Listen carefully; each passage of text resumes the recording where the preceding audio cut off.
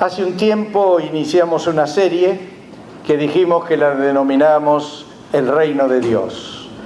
Y dentro de esa serie, lo que quiero hoy compartirles es que la verdad trae libertad. Si hay algo que nos libera, si hay algo que nos da una vida plena, es vivir en la libertad de la presencia del Señor. Y para esto necesitamos estar plenamente asentados como ciudadanos del reino de Dios. No hay manera, no hay modo de estar asentados en la verdad sin estar verdaderamente asentados en el reino de Dios. Creo que no siempre somos conscientes que todos estamos inmersos en una guerra espiritual profunda que no siempre somos conscientes que la estamos luchando. Pero la realidad es que sufrimos un bombardeo permanente de todo tipo de información que transmite antivalores. Prácticamente lo que oímos, lo que vemos, lo que escuchamos, son antivalores y los recibimos muchas veces sin darnos cuenta, como parte de la vida normal de lo que estamos viendo. Vemos espectáculos que muestran lo que no debería mostrarse, oímos criterios que no deberían propagarse y ya es tan natural, es tan normal que lo tomamos como algo nomás que estamos escuchando. Es sintomático, el otro día hablaba con algunas mamás respecto a sus hijos y me decían, ellos tienen el mundo en la mano. Con ese aparatito que llamamos celular, tienen el mundo en sus manos solamente con un touch, con un pequeño toque, tienen allí algo que les pone lo que quieran en sus manos. Y muchas veces no nos preguntamos, ¿qué nos hace creer que un niño tiene la madurez para decidir qué ver o qué no ver, o qué es bueno y qué es malo? Cuando a la edad temprana todavía no tienen desarrollado un criterio, ni tienen incorporado los principios, los valores del reino de Dios. Yo creo que la tecnología actual, y no estoy en contra de la tecnología, al contrario, creo que la debemos usar. Pero creo que la tecnología le ha ganado la carrera a la moral y a los principios del reino de Dios. Va adelante, porque atrae, involucra, trae adicción y no tenemos demasiado con qué luchar, a menos que establezcamos los principios del reino de Dios en nuestra vida. 2 horas de ver pornografía es mucho más que lo que alguien en la generación anterior veía en toda su vida y está al alcance de la mano. Hay profesionales que recomiendan a sus pacientes cuando tienen problemas de alcoba que miren juntos pornografía para excitarse. Y muchos lo aceptan como un buen remedio, que por supuesto no les da solución, los empeora. Pero eso es el bombardeo, es donde estamos metidos permanentemente. Casi, no digo todos, pero casi la mayoría de las redes sociales o de los medios de comunicación están en manos de gente que publicita antivalores, no valores. Y hacen que una minoría le diga a la mayoría lo que debe creer o lo que debe pensar. Así está nuestro mundo. Creo que nuestros niños, adolescentes y jóvenes pasan horas viendo TV, viendo internet, teniendo juegos donde todo el tiempo hay que matar al contrincante. A veces he visto jueguitos donde todo el tiempo están disparando a ver a cuántos matan. Y días y días viendo todo eso, sencillamente con el beneplácito de los papás que les parecen que es una actividad sin consecuencias. Y a los chicos no están siendo instruidos, formados en los valores del reino de Dios. A esta realidad se suma otra realidad todavía que agrega un problema a esta guerra espiritual. Los tres pilares que formaban los principios de la gente, el hogar, la escuela y la iglesia, antes coincidían, el mensaje era igual. Las maestras eran como la segunda mamá, así se llamaban. Y guay de que un chiquito osara levantarse contra la autoridad de la maestra. Tenía problemas en casa. Y la iglesia era la que de alguna manera transmitía los valores que tanto en el hogar como en el colegio se llevaban. Hoy estas tres instituciones tienen mensajes diferentes, mensajes que no coinciden, mensajes que a veces se contraponen, de tal manera que vivimos realmente un tiempo difícil. Yo no quiero dar una visión apocalíptica, no quiero mencionar como que la vida ya está en un estado donde no tiene solución. Tampoco pienso que debemos descartar la tecnología y menos luchar contra ella. Es una realidad y bien usada es un bien enorme. O sea, el problema no es la tecnología, es cómo la usamos y quién la usa. Lo que realmente quisiera destacar, lo que pretendo decir, son dos cosas. La primera es proclamar que la vida en el reino de Dios es hermosa y se puede vivir con total plenitud.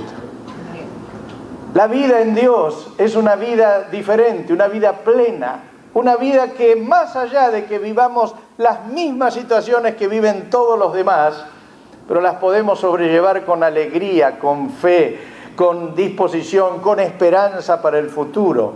La vida es bella en Dios.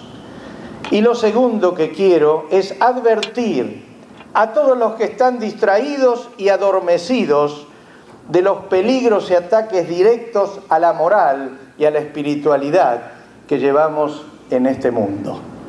Es un ataque permanente del cual no siempre estamos conscientes.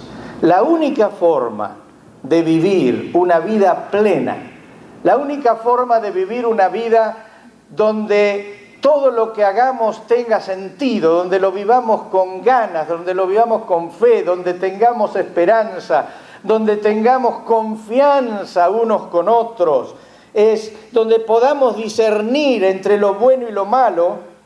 La única manera es vivir con Jesús en el corazón. Pero no vivir como aquel que simplemente adscribe culturalmente al Señor, sino vivirlo con toda intensidad, con toda verdad, con toda fuerza. Una conciencia formada y modelada por los valores del reino de Dios tiene fundamento para evaluar todo lo que recibe, todo lo que oye, todo lo que ve, y tiene con qué contrastarlo. Normalmente, la mayoría es pasivo al ver, oír. Ven escenas que son indignas y siguen viendo como diciendo, bueno, es parte de la película o es parte de la vida. O oyen cosas que son totalmente ajenas a la moral o ajenas al sentido común y lo siguen escuchando como diciendo, es parte de lo que hoy se habla. ¿Saben lo único que nos da el contraste para definir si lo que vemos, lo que oímos, lo que expresamos, lo que adscribimos, lo que incorporamos es correcto? Es tener incorporados los principios del reino de Dios. Es tener la palabra de Dios como el fundamento único y verdadero con el cual comparar todo lo que nos toca vivir, ver y oír. Solo lo que dice Dios es verdad y toda verdad es verdad de Dios, se diga con un texto o no se diga con un texto. Por eso tenemos que conocer lo que Dios dice y tenemos que saber el fundamento del Señor. El Señor dijo, yo soy la luz del mundo, el que me sigue tendrá la luz que le da vida y nunca andará en la oscuridad. Esta es palabra de Dios. Dios dice que teniendo a Cristo en el corazón, nuestra mente, nuestro espíritu se ilumina, pero se ilumina de tal manera que vemos, comprendemos cómo ve Dios y podemos discernir qué incorporar a nuestra vida y qué debemos rechazar. Dice más el Señor, Juan 8, 31 y 32. Si se mantienen fieles a mis enseñanzas, serán realmente mis discípulos y conocerán la verdad, y la verdad os hará libres. El Señor lo dice con claridad. Dice, si uno se mantiene fiel a lo que Jesús ha enseñado, entonces realmente estaremos siguiéndolo como Él pide que le sigamos. Y agrega que de este modo conoceremos la verdad, y esta verdad nos da la libertad de vivir sanamente, con una mente sana, un espíritu sano, una actitud sana. La verdad no es un concepto intelectual, la verdad no es una corriente filosófica, la verdad no es un lindo pensamiento que han tenido algún erudito o algún sabio. La verdad es una persona, es Jesús. Y la única forma de tener la verdad, la única forma de hablar verdad, es tener al Señor Jesús como el Señor de nuestra vida. Es tener a Jesús como el que verdaderamente está en nosotros y se expresa a través de nosotros. Que nuestra mente, nuestro corazón, nuestra conciencia esté de tal manera imbuido, sumergido, llenado por esa presencia del Señor, que nuestros pensamientos, nuestros criterios, nuestra forma de ver, oír, pensar, reflejen lo que el Señor piensa y dice. No se puede vivir una vida sana y plena sin tener a Jesús enraizado hasta lo más íntimo de nuestro ser. Uno no se puede confundir con ser simplemente un adherente o con ser simplemente un simpatizante, o como algunos que piensan que una cosa es su relación con Dios y otra cosa es su relación con la iglesia, como si fueran dos entes separados y que no son una misma cosa. Es un adormecimiento, es una mentira del diablo que está ajena a lo que Dios enseña. Dice el Señor, Juan 14:6, textos muy conocidos: yo soy el camino, la verdad y la vida. Nadie llega al Padre sino por mí. Jesús es el camino, Jesús es el que es la puerta, Jesús es la meta, Jesús es el todo para que podamos realmente vivir una vida plena, llena de la conciencia del Señor. ¿Saben?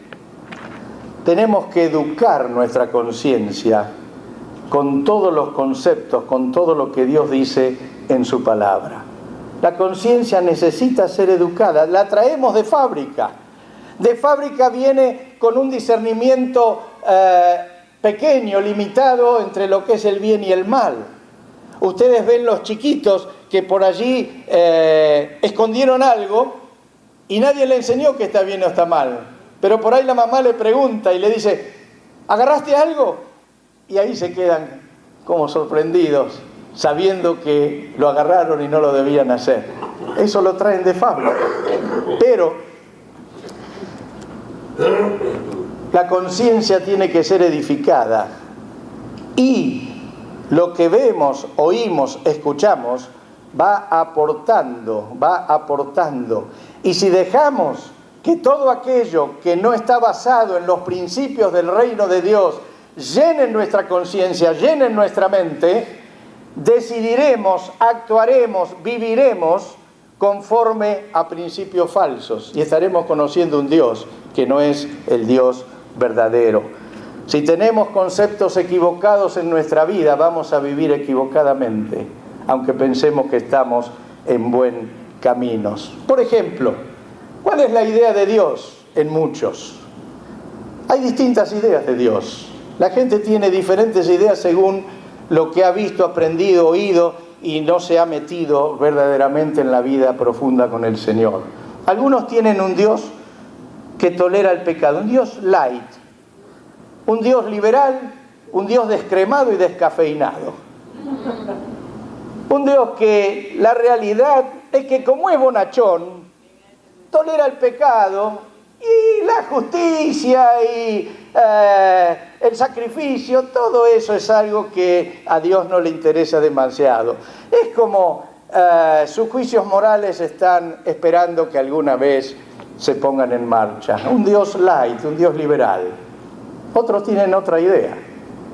Tienen la idea de un Dios severo. Le han quitado la gracia y le han quitado el amor. Entonces tienen un Dios que solo castiga. Un Dios que cuando está esperando que hagamos algo para castigarnos. Se han despojado de toda gracia, de todo amor. Simplemente se ocupa en castigar. Y algunos es peor. Lo toman como un Dios ausente. Un Dios que sí existió, hizo las cosas, pero ya no se ocupa de nosotros, ni interviene en la vida, y encima juntarse con Él es un poco aburrido. Son ideas falsas de Dios, ideas falsas. Yo tengo una buena noticia que quisiera que todos sepamos. Dios no suspende un atributo para ejercer otro. Dios ama a la vez que disciplina. Dios corrige el pecado a la vez que, lleno de gracia, nos hace que volvamos a su redil.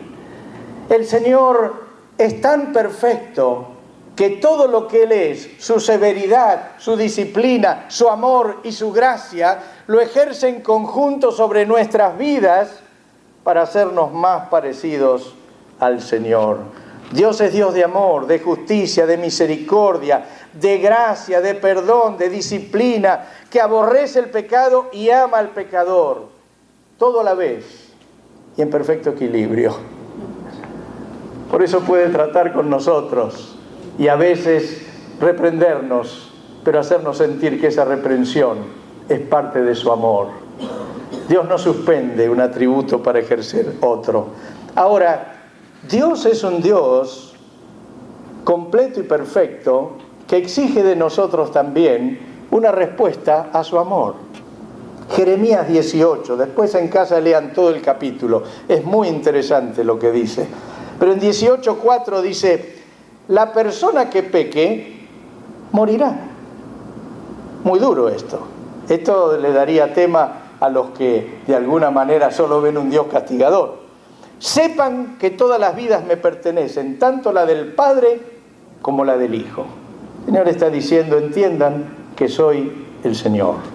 Y miren después cómo termina el capítulo. Después de dar toda una serie de mensajes de cómo acercarse, de no pecar, de volver a Dios, versículos 31 y 32. Dice: arrojen de una vez por todas las maldades que cometieron contra mí y háganse de un corazón y de un espíritu nuevos.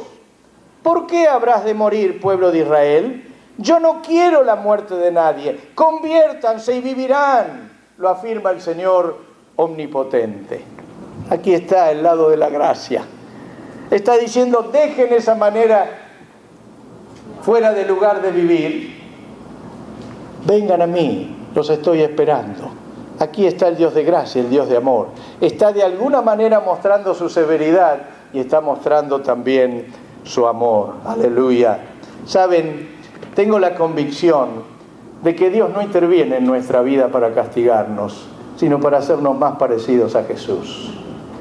La intención de Dios nunca es sacarnos del cuadro. La intención de Dios siempre es acercarnos más a Él. Solo Él sabe cómo hacerlo, solo Él sabe cuándo ser más severo y solo Él sabe cuándo ser más tierno. Creo que un concepto equivocado de Dios nos lleva a tener un concepto equivocado de nosotros mismos. Cuando uno desconoce quién es Dios y cómo es Dios, nunca puede llegar a conocer cómo es uno. Eso es una realidad. Conoceremos quiénes somos en la medida de lo que conoceremos a Dios. Mientras más conozcas al Señor, más vas a conocer de ti mismo, de ti misma. ¿Y saben por qué? Porque el Señor es el que ilumina nuestra mente y nuestro corazón. ¿Cómo uno llega al Señor? A veces tenemos tantas cosas indignas en nuestra vida, que no hay duda, Dios no tiene ni que prender la luz. En la oscuridad nos vemos mal, de tan mal que estamos. Y venimos al Señor, y Dios nos recibe, nos ama, nos incluye, nos permite entrar a su redil. Pero ¿qué hace después el Señor? Enciende una tenue velita que apenas ilumina la oscuridad. Y cuando enciende esa velita, uno nota que tenía una mancha enorme y no se había dado cuenta porque vivía en oscuridad. Y uno lucha y pide al Señor y Dios le sana esa mancha. ¿Pero qué hace el Señor después? Prende una lámpara. Y ya vimos que no solo había esa mancha, había otras cuantas más por todo nuestro ser. Y ahí luchamos un tiempo hasta que Dios limpia, nos santifica, nos acerca y uno reconoce lo que es y reconoce lo que es Dios. Y en otro momento de la vida, ¿sabe lo que hace el Señor? Prende unos reflectores como estos, más grandes. ¡Ah! Y ahí nos vemos en toda nuestra realidad. Creíamos que esa mancha inicial era todo, creíamos que esas otras manchitas eran casi todo, pero nos damos cuenta que hay más. Nunca hubiéramos llegado a vernos así sin la luz de Dios.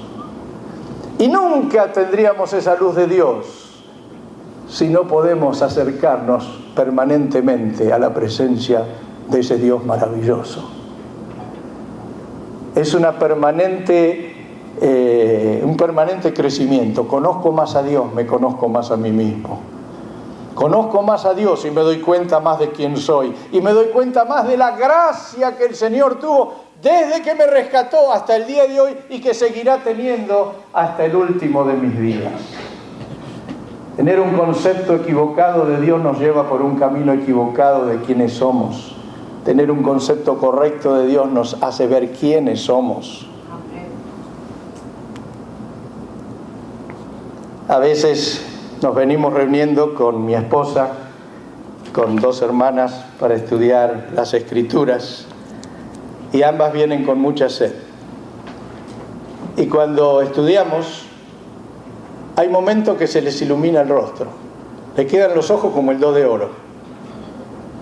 ¡Ay! ¡Nunca lo había visto así! ¡Uy! ¡Qué bárbaro! ¿Pero cómo es esto? Y uno ve cómo el Señor va incorporando, va metiendo allí, y les digo que cada encuentro es un placer, por ver el ansia de conocer y por ver cómo Dios va iluminando la mente, el espíritu, y uno va entendiendo más a Dios y va entendiéndose más a uno mismo. Por eso es tan importante realmente acercarse al Señor y dejarle que verdaderamente llene nuestra vida. Conoceremos lo que realmente somos en la medida que conozcamos a Dios. Dice el texto que leímos antes: conocerán la verdad, que es Jesús, y la verdad, que es Jesús, los libertará. Podríamos leer el texto sin decir la verdad. Conocerán a Jesús y Jesús los hará libres. ¿Saben? Tenemos que aprender a vernos como nos ve Dios. No como queremos vernos nosotros, no como nos creemos nosotros. A veces trato con algunos que parece que fueran los secretarios de Dios. Y yo digo, uy, a el día que lo agarre el Espíritu Santo y le prenda el reflector. Y sabe, uno se da cuenta que todavía no rozó profundamente con Dios. Porque cuando uno roza con Dios, cada vez se hace más chiquitito. Y cada vez lo ve a Dios más grande. Leía los otros días que Wesley decía, a pesar de toda su éxito en la obra de Dios, siempre dice: me veo como una rama liberada de la hoguera. Como que Dios me salvó de ser quemado totalmente en el infierno. Y dice que por mucho éxito que tenía en su vida, siempre repetía, no decía soy apóstol, soy predicador, soy esto. ¿Sabe lo que decía? Soy una rama salvada de la hoguera. Ese conocía a Dios. Por eso se conocía a sí mismo, aleluya. No soy lo que creo ser, soy lo que Dios dice que soy. Y aunque a veces nos asusta esa imagen, a nadie le gusta verse como es, porque no es muy lindo. Pero finalmente, cuando nos vemos como somos, podemos ser transformados a cómo debemos ser, a la imagen de Jesús. Aleluya. Mientras más nos desilusionamos de nosotros, más presencia de Cristo viene a nuestra vida. También, en la misma medida que conocemos a Dios, tomamos conciencia del poder destructor del pecado. ¿Saben? Hoy poca gente tiene conciencia del daño que hace pecar.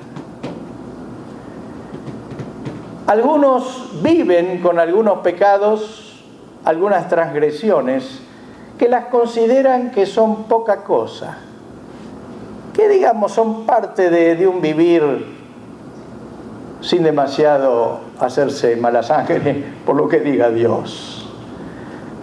Y el pecado siempre destruye. El pecado nunca premia, nunca, aunque pueda ser placentero en algún momento. Cuando uno vive la vida distraído de la vida de Dios, y pecar no es solamente hacer cosas malas, pecar es olvidarse de Dios. Cuando uno olvida a Dios, cuando uno vive simplemente sabiendo que Dios está, pero no lo considera como algo que debe incluir en su vida, está arruinando su vida y la vida de toda su familia. Cuando un hombre, una mujer, no tienen a Dios en primer lugar, ¿sabe lo que pasa con sus hijos? Tampoco tendrán a Dios en primer lugar. ¿Y sabe por qué? Porque ven que sus padres no lo tienen en primer lugar. El pecado siempre paga mal. Y nuestra conciencia de lo mal que hace el pecado está en relación directa a nuestra relación con Dios. Si tengo a Dios en segundo lugar, nunca consideraré que el pecado es demasiado malo, demasiado problemático o que hace demasiado daño. ¿Saben a qué Dios llama pecado? A la transgresión de sus leyes. A eso llama Dios pecado. A la rebelión contra su voluntad. La pregunta es, ¿a quién respondo en primer lugar? ¿Quién es el que guía mi vida? ¿Quién es el que determina lo bueno y lo malo en mi forma de ser y de pensar? ¿Quién establece en mi corazón lo que es bueno y lo que no lo es? Vuelvo a decir, pecado no es solo lo que hacemos, eso es el resultado del pecado. El pecado en su raíz más profunda es dejar de lado a Dios. Todo lo demás es simplemente una consecuencia. Que usted fume, que usted tome, que usted se drogue, son simplemente consecuencias. El pecado en sí es abandonar la idea de vivir con el Señor. Por eso cuando tenemos un concepto equivocado de Dios, relativizamos el pecado. Algunos dicen, mi vida es mía y hago lo que quiero con ella, como diciendo, no tengo nada que ver con Dios. Otros pueden decir, tengo derecho a la felicidad, como si fuera algo que se puede dar a sí mismo independientemente de lo que Dios espera de su vida. Otros dicen, si Dios es bueno no me puede cuestionar, como diciendo, yo no estoy haciendo nada malo, por lo menos en mi conciencia. Si se acaba el amor me divorcio. ¿Saben? Si uno toma un remedio equivocado, lo más probable es que se empeore de la enfermedad que quiere curar con ese remedio, ¿verdad? Tener un concepto equivocado de lo que es pecado y del daño que provoca conduce a la muerte eterna. ¿Será importante tener una idea correcta de Dios? ¿Será importante tener una idea correcta de nosotros mismos a la luz de Dios? ¿Será importante tener una idea correcta del mal que produce el pecado y el desastre que hacen las vidas después de tener conciencia de Dios? Conceptos equivocados de Dios, de nosotros y del pecado llevan a un concepto equivocado de Jesús. Es una cadena, es una cadena. Una teología que solo ofrece beneficios, sin requisitos de seguir la verdad, sin requisitos de transformación, sin tender a la pureza, sin vivir una vida donde el sacrificio sea algo normal y aceptado, conducen a una imagen falsa de Jesús. Solo se tiene un Jesús que tiene dádivas, un Jesús que ofrece soluciones, un Jesús que ofrece todo lo que necesitamos. Y Jesús da todo eso, pero también pide que seamos parecidos a Él. La sociedad actual es propensa a creer en cualquier cosa, menos en el Jesús verdadero. Siempre estoy esperando ver alguna película en que pongan a Jesús como un hombre real. Desde las primeras que hacían, lo ponen siempre como alguien que es irreal. Y Jesús era intensamente real.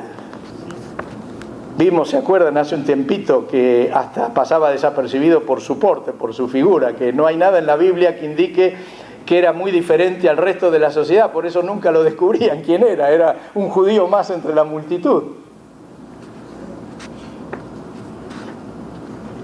El Jesús verdadero ama sin juzgar, sana las heridas más profundas, perdona todos nuestros errores y pecados, transforma una vida miserable en una vida digna de ser vivida, te da poder para vencer los vicios y te sostiene en la adversidad. Y todo eso de pura gracia. Pero no podemos quedarnos ahí. Esta es una parte. El Jesús verdadero exige de ti lealtad.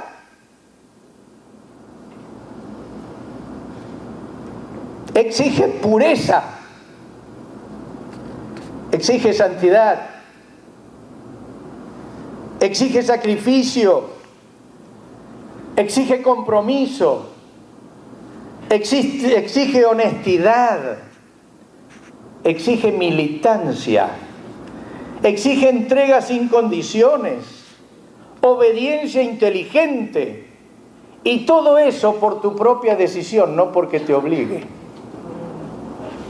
Es el mismo Dios que sana, es el mismo Dios que te sostiene en la adversidad. Y sabes, las exigencias no son una compensación de las dádivas que te da, son la vida de Jesús expresada a través de tu vida. Es una vida plena, es una vida completa. No es una vida con un aspecto de Dios, es una vida con el Dios completo. Por eso el sano consejo y el sano concepto de Dios hace que tengamos un sano concepto de nosotros mismos, que tengamos una conciencia plena del mal que produce el pecado y que tengamos conciencia de quién es Jesús para nosotros. Quiero terminar aquí. Solamente te pregunto, ¿deseas tener un concepto verdadero de Dios, de ti, del pecado y de Jesús? Yo te invito a orar. Ahora, al terminar, voy a leer un texto que leyó Esteban. Vino bien que lo haya leído. Lo hizo para abrir, lo hago para cerrar. Y me gustaría tener un momento donde todos podamos ponernos de pie y pedirle al Señor: Señor, yo quiero conocerte profundamente. No quiero tener un concepto disminuido, light, severo de vos. Quiero tener realmente el conocimiento del Dios verdadero. No quiero estar orando a otro que no sea Dios, sino a ese Dios que sana y también redarguye de pecado, que levanta y también pide santidad, que perdona pero también pide honestidad. Quiero conocer a un Dios por el cual vale la pena vivir y dar todo lo que somos y tenemos. ¿Amén? Amén. Amén. Les leo el texto que está en Hebreos 4:16. Dice así: por lo tanto, ya que en Jesús, el Hijo de Dios, tenemos un gran sumo sacerdote que ha atravesado los cielos, aferrémonos a la fe que profesamos, porque no tenemos un sumo sacerdote incapaz de compadecerse de nuestras debilidades, sino uno que ha sido tentado en todo de la misma manera que nosotros, aunque sin pecado. Así que acerquémonos confiadamente al trono de la gracia para recibir misericordia y hallar la gracia que nos ayude en el momento que más la necesitemos. Te invito, hermano, que nos pongamos de pie y pedirle al Señor en tu intimidad. Yo puse aquí algunas cosas. Pidámosle al Señor que nos libre de distracción, de indiferencia, de apatía y de bloqueo mental. Que Dios nos libere de todos estos daños. El Señor nos invita a acercarnos. Siempre nos está invitando a acercarnos. Es deseo de Dios que vivamos con Él en verdadera intimidad. Le pido a cada uno que exprese al Señor en su intimidad esta oración. No deje pasar esta oportunidad de decirle al Señor cuánto anhelas estar cerca de Él y conocerle como Él es. Señor, elevamos a ti, Padre, un ruego en esta mañana, Señor. Vos conocés nuestras incapacidades, nuestras trabas, nuestras dificultades, pero queremos, Señor, vivir una vida que te honre. Queremos conocerte, Señor. Queremos vivir esa realidad de que la verdad nos hace libres. Señor, desistimos de toda apatía, desistimos de toda indiferencia para la vida tuya, rechazamos todo bloqueo mental que nos impide acercarnos al Dios vivo y rogamos, Señor, que tu Espíritu Santo nos llene por completo. Señor, nuestra vida es tuya. Tú eres dueño de nosotros, de nuestra familia, de nuestros hijos, de nuestros nietos. Y queremos darte la libertad de que obres con poder en nosotros y en toda nuestra descendencia. Señor, a ti nos sometemos, a ti nos entregamos y a ti rogamos, Señor, tu bendición en el nombre de Jesús. Amén.